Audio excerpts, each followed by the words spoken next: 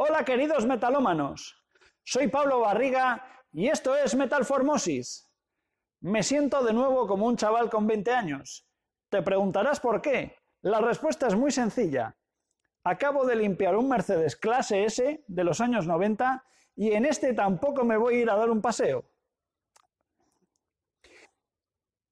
Lijado. Lijado es un procedimiento que tenemos que realizar con mucho cuidado, tenemos que realizar sobre vehículos que estemos seguros que vamos a reparar. Genera un rayado superficial con el cual luego después no podremos entregar el vehículo al cliente. Para realizar la identificación por medio del sistema de lijado necesitaremos un taco blando, un taco de goma, que nos puede servir como en este caso un taco de lija, pero no vamos a utilizar esta lija por ser muy abrasiva, sino que en su caso utilizaremos una lija de muy bajo tamaño de grano, P1500 en adelante, puesto que lo único que pretendemos es que nos haga un mapa físico de las deformaciones existentes sobre el panel.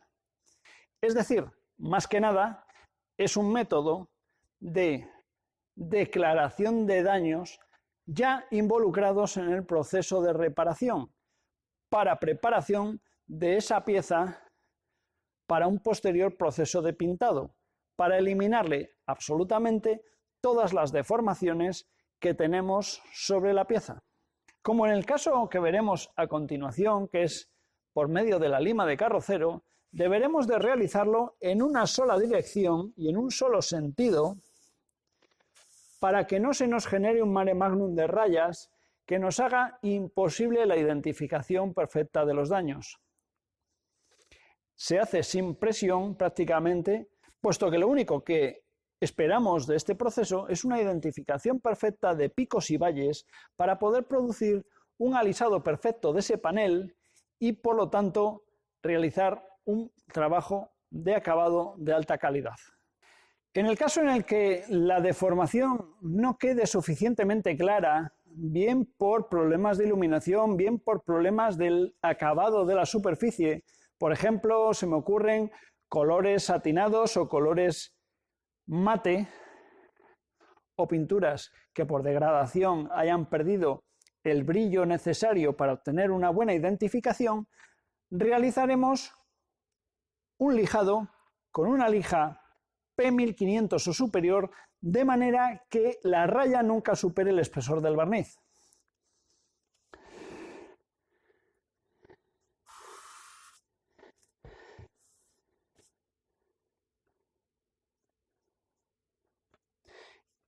Esta sería la zona no rayada o prácticamente no rayada, mientras que todo lo de alrededor queda claramente marcado por su rayado. En el caso de la lima de carrocero, lo vamos a utilizar para realizarnos también un mapa físico de valles y picos. La identificación por medio de la lima de carrocero la vamos a realizar en aquellos procesos en los cuales ya estamos reparando, tenemos la chapa desnuda y por lo tanto hemos perdido esa superficie brillante que nos generaba un montón de información. Es una manera de, cuando hemos perdido esa superficie, poder generarnos un mapa mental de picos y valles para continuar con el proceso de batido de ese panel. Como en el caso del lijado visto anteriormente, la lima de carrocero pasará en un solo sentido y en una sola dirección, generándonos un rayado de aquellas zonas que estén más altas y por lo tanto habrá otras zonas más bajas que nos dejará sin raya. Será utilizada solamente en aquellos casos en los que tengamos o la superficie pintada en muy malas condiciones o cuando estemos realizando el proceso de reparación y hayamos debido de eliminar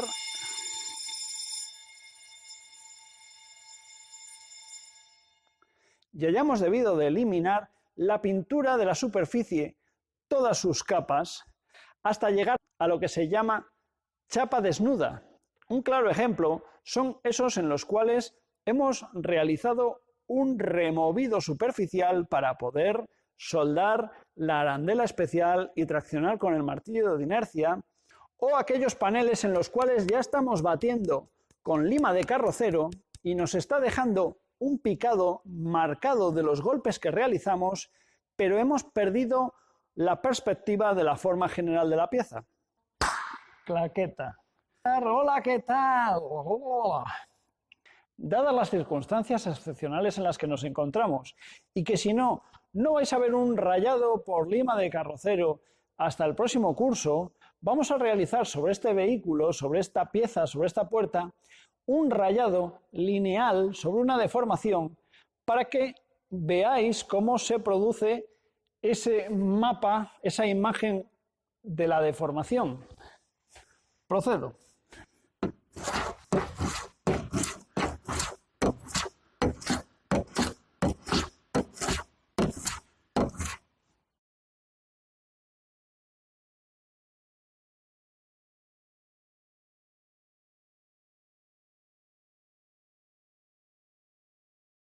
Gracias a ese rayado, se marca perfectamente el borde del cráter que ha realizado el impacto y podemos saber dónde deberemos de atacar con el TAS y dónde deberemos de golpear con el martillo. Pero esto lo veremos en próximos vídeos. Corto, el peine de siluetas ya lo hemos mostrado en herramientas del carrocero. El peine de siluetas nos sirve para copiar formas muy complejas, pero de pequeño tamaño, o puntos muy determinados, curvas de aletas o cosas de este estilo, en puntos muy particulares, y realizar una comparación entre, por ejemplo, la pieza que yo estoy realizando, la reparación parte derecha, y la pieza de la parte izquierda que no tiene deformación. O en casos como en las taloneras que corren por debajo de las puertas, como veremos ahora después. En el caso del peine de siluetas, habíamos comentado que era muy bueno para realizar comprobación en piezas como por ejemplo las taloneras o estriberas. Como ahora mismo no tengo ningún vehículo a mano que tenga daño en una talonera o en alguna zona que nos sea útil, o la demostración la voy a hacer aquí mismo. Tomaría de una zona no dañada y compararía con una zona dañada.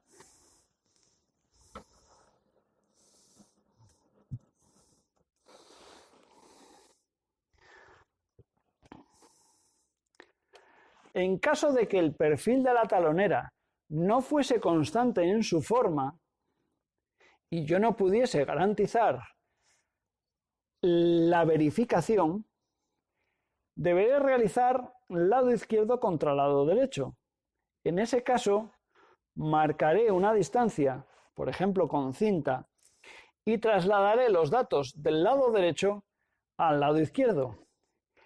En ese caso, no me vale con una sola medida y compararlo las veces necesarias, sino que necesitaré realizar una medida en el inicio de la deformación, una medida en la sección central de la deformación y una medida en la sección final de la deformación. Realizaré al otro lado del coche, del vehículo, para trasladar aquella información acá y asegurarme así la calidad de la reparación que estoy realizando. Me voy a tener que despedir desde aquí porque no puedo levantarme. Por favor, que alguien avise a mi familia.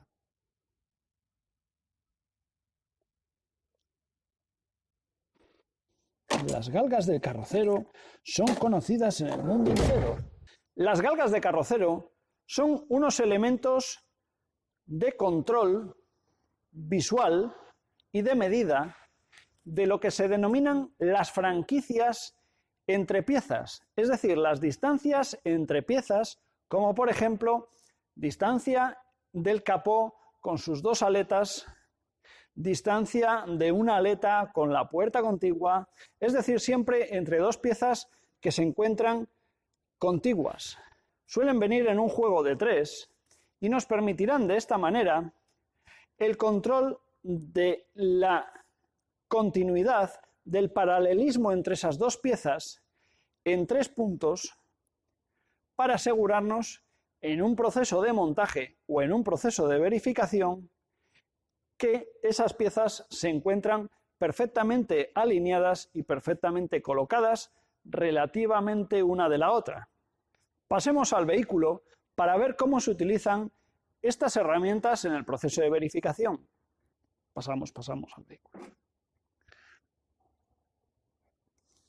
Vamos a ver cómo se utilizan las galgas de carrocero, las galgas de franquicias entre piezas. Como decíamos antes, la unión entre dos piezas contiguas ha de ser perfectamente uniforme, porque si no significa que o bien la puerta está caída, o bien la aleta está mal colocada o deformada, o bien la estructura del vehículo no está lo bien que debiera. Las galgas de espesores son unas láminas de plástico de exactamente 1 milímetro de espesor y podremos contarlas fácilmente por acumulación 1, 2, 3, 4.